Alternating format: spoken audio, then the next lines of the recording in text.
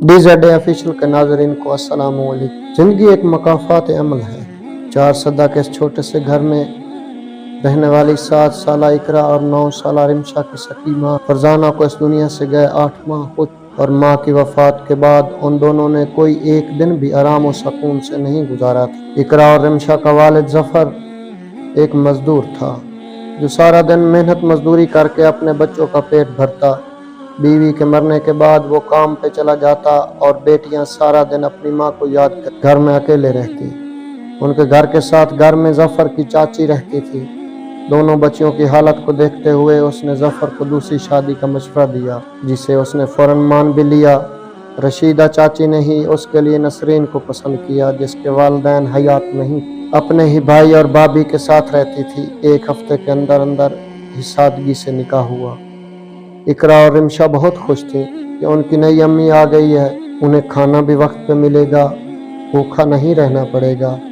लेकिन दोनों मासूम बच्चियों की ये किस्मत सिर्फ चंद दिन ही रही। कुछ दिन बाद ही उसने दोनों बच्चियों को छोटी छोटी सी बातों पे मारना शुरू कर दिया।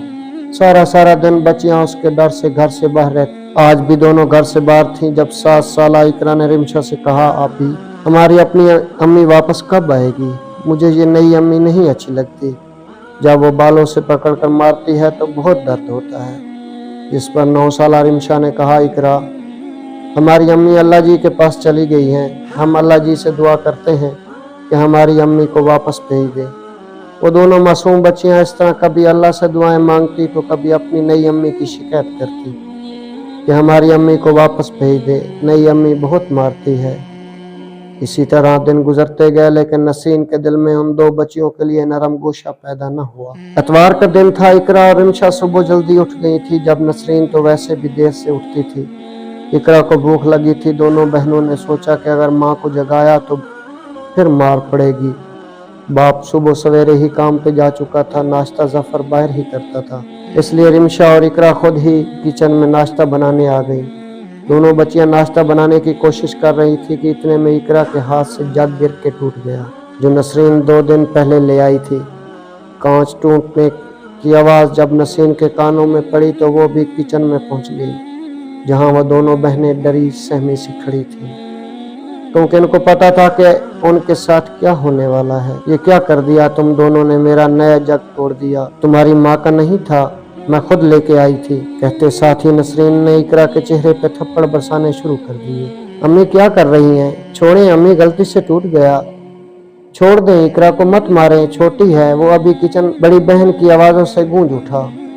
उस वक्त नसरीन ये सोच के इकरा को मार रही थी कि कौन सा कोई देख रहा है, मगर वह भूल गई थी कि एक ज़ात ऐसी भी मौजूद है जो हर वक्त हमें देखती है, जिसकी लाठी की आवाज़ है। उसकी पकड़ से कोई भी बच नहीं सकता। नसीन भी बचने वाली नहीं थी।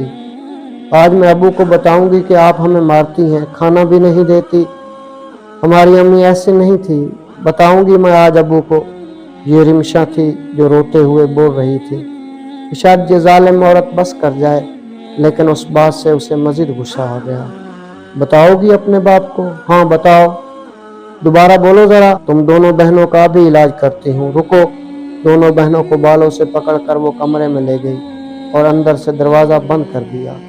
रशीदा चाची की 2 पोतियां जो इकरा और रिमशा की सहेलियां थीं और रोज़ चारों साथ खेलती थी, वो आज भी उन दोनों को बुलाने आई थी, मगर चीखों की आवाज़ सुन के वो दोनों रशीदा चाची को बुलवाने के लिए वापस भाग गई। जब चाची आई और देखो तो नसरीन दोनों बच्चों को छुरी दिखा के बोल रही थी, चुप कर जाओ दोनों, अब आवाज़ आई तो दोनों की ज़बानें काट दूंगी। इस छुरी से क्या कर रही हो? ये खुदा का खौफ नहीं है? तुम्हें बिन माँ की बच्चियों के साथ ऐसा सलूक करते हो? अंदर का मंजर देखकर अल्फाज उनके मुंह ही में रह गए। कमरे के एक कोने में वो दोनों बच्चियां मौजूद थीं, डरी सहमी सी, सर के बाल बेदर्दी से कटे हुए थे। नीचे जमीन पे दोनों बच्चियों के बाल बिखरे हुए थे, जो कुछ देर पहले ही नसीन बेदर्दी से काट चुकी थी। ये मंजर देख के रशीदा चाची का दिल खून के आंसू रो रहा था। दोनों बच्चियों का सर भी कैंची लगने से जख्मी हो चुका था। जहाँ से खून निकल रहा था, उस वक्त रशीदा चाची को सब का जिम्मेदार अपना आप लगा, क्योंकि वही नसरीन को ले आई। शर्म नहीं आती तुम्हें? क्या तुम्हारे दिल में खुदा का खौफ बिल्कुल भी नहीं। तुम खुद भी एक औरत हो, कैसे कर सकती हो इन बिन माँ की बच्चियों पर ऐसा जुल्म। तुम्हारी शादी मैंने जफर से करवाई, ये सोच कर के तुम इन बच्चियों को माँ का प्यार दोगी, लेकिन तुमने इनकी ये हालत कर दी। क्या तुम ये भूल चुकी हो कि अल्लाह इस शख्स पर रहम नहीं करता जो लोगों पर रहम नहीं करता। तुमसे सब का बदला अल्लाह ही लेगा। आज जफर को आने दो, मैं करती हूँ तो फैसला। अब मेरी बच्चियाँ मजीद तुम्हारे साथ नहीं रह सकती। रशीदा चाची गुस्से से बोल रही थी। ठीक है, कह देना जफर से जो कहना हो। अब ऐसी भी क्या क़यामत आ गई जो इनको हल्का सा मार लिया या डांट दिया। अगर ये मुझे तंग करेंगी और मैं इन्हें कुछ कहूँ तो कौन सी क़यामत आ गई। हल्का सा ये तुम्हें हल्का लग रहा है। इन बच्चियों के बाल काट दिए, सर जख्मी कर दिया और तुम कह रही हो हल्का सा डांट दिया। अल्लाह ही इसका हिसाब लेगा तुमसे। इकरार इंशा करने की ज़रूरत नहीं। बेटा चलो दोनों मेरे साथ। और रशीदा चाची दोनों को अपने साथ अपने घर ले गई।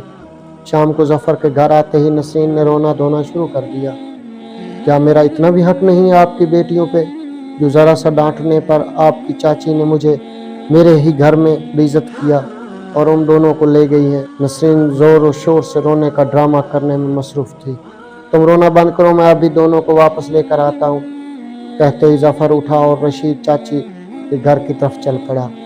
वहाँ रशीदा चाची के घर इकरा के दो चाचा लतीफ़ और इरफान आए हुए थे, जो दोनों बच्चियों की हालत देख के काफ़ी गमगीन हो गए थे। रशीदा चाची ने इकरा और रिमशा के ज़ख्म साफ किए और अब कपड़े दोनों बहनों को पहनाकर उनके सर को स्कार्फ से ढांप दिया। अभी कुछ ही देर गुजरी थी कि दरवाजे से जफर अंदर दाखिल हुआ। रशीदा चाची से सलाम दुआ के बाद उन्होंने इकरा और रिमशा को साथ चलने का कहा, जिस पर चाची ने उनको सुबह का सारा वाक़या बताया। अपनी आंखों से अपनी बेटियों की हालत देखने के बाद जफर गुस्से से पागल हो गया और फौरन उठ के अपने घर की तरफ चल पड़ा।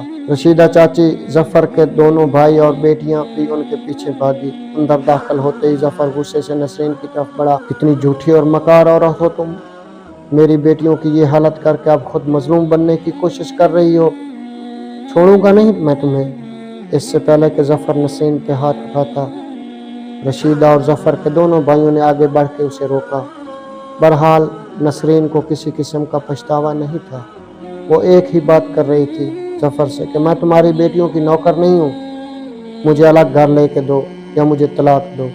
लड़ाई बहुत बढ़ गई थी। रशीदा चाची और जफर के भाई उसका घर बर्बाद नहीं करना चाहते थे, इसलिए लतीफ़ और इरफान ने फैसला किया कि जफर दूसरा घर नहीं ले सकता। उसके पास इतने पैसे नहीं थे, वो तो मेहनत मजदूरी करता है। इसलिए उन्होंने जफर को मनाया, इकरा और रिमशा को हम ले जाते हैं, ये दोनों अब हमारे साथ रहेंगी। बहुत मुश्किल से ही सही, लेकिन जफर मान गया। इस तरह इकरा इरफान के साथ और रिमशा लतीफ़ के साथ उनके घर चली गई। वक्त का काम है गुजरना और वो गुजरता चला गया। पता ही नहीं चला नसरीन की शादी को 8 साल गुजर गए। इकरा 15 और रिमशा 17 साल की हो गई थी, मगर नसरीन को अल्लाह ने औलाद की खुशी नहीं दी। जो दूसरों को औलाद पर जुल्म करते हैं उनकी खुशियाँ नहीं देख सकते। वो खुद कभी खुश न रह सकी। किसी भी डॉक्टर का कोई बताता तो नसरीन वहाँ इलाज के लिए पहुँच जाती। 8 साल के लंबे अरसे बाद नसरीन को डॉक्टर ने खुशखबरी दी कि वो माँ बनने वाली है। उसकी खुशी की इंतहा नहीं थी।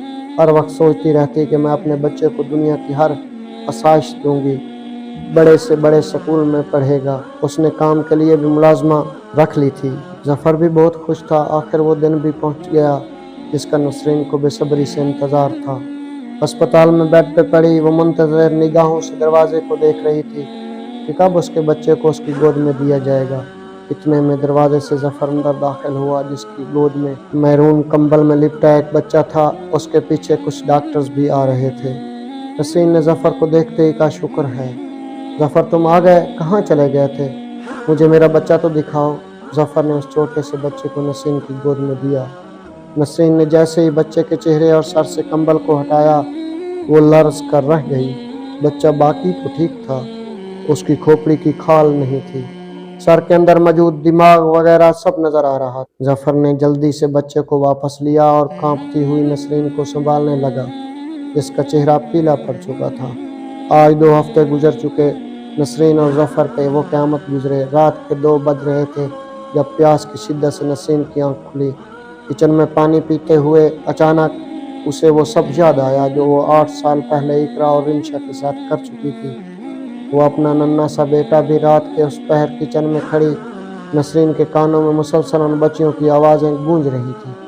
امی مت ماریے، اقرا کو امی چھوڑیں، میرے بال نہ کاٹیں، مت کریں امی، صرف ایک دفعہ معاف کر دیں، اس کے بعد کبھی آپ کو تنگ نہیں کریں گے۔ شاید اپنی اولاد کو ایسی حالت میں دیکھنا ہی تھا جو آج نسرین ان معصوم بچیوں کے درد کو محسوس کر رہی تھی۔ چیخ چیخ کر روتے ہوئے وہ کچن میں ہی زمین پر بیٹھ کر اللہ سے معافیاں مانگنے لگی۔ رونے کی آواز سن کر ظفر بھی بھاگتا ہوا کچن میں آیا۔ کیا ہوا نسرین، کیوں رو رہی ہو؟ بتاؤ مجھے، ہوا کیا ہے؟ ظفر نے حواس باختہ ہو کے پوچھا۔ ظفر، مجھے اقرا اور رمشا کے پاس لے چلو، خدا کے لیے مجھے ان کے پاس لے چلو، میں ان سے معافی مانگنا چاہتی ہوں۔ آج اپنی اس حالت کی ذمہ دار میں خود ہوں، نہ میں ان پر ظلم کرتی، نہ آج میرے ساتھ یہ سب کچھ ہوتا۔ جب تک وہ مجھے معاف نہیں کریں گی، اللہ بھی مجھے معاف نہیں کرے گا۔ مجھے لے چلو ان کے پاس۔ زاروں قطار روتے ہوئے نسرین نے ظفر سے کہا، ابھی بہت رات ہو چکی ہے، میں کل صبح تمہیں ان کے پاس لے جاؤں گا۔ ظفر نے کہا اور اسے سہارا دیتے ہوئے کمرے میں لے آیا۔ اگلے دن صبح سویرے ہی ظفر اور نسرین عرفان اور لطیف کے گھر روانہ ہوئے۔ اقرا اور رمشا اپنی چاچی کے ساتھ کچن میں ان کا ہاتھ بٹانے میں مصروف تھی۔ جب باہر سے باتوں کی آوازیں آنے لگی، لگتا ہے کوئی آیا ہے، چلو چل کے دیکھتے ہیں، عرفان کی بیوی نے کہا اور وہ تینوں باہر آ گئی۔ باہر کا منظر دیکھ کر اقرا اور رمشا کو اپنی آنکھوں پہ یقین نہیں آ رہا تھا۔ یہاں لطیف کی بیوی نسرین سے سلام دعا کرنے میں مصروف تھی۔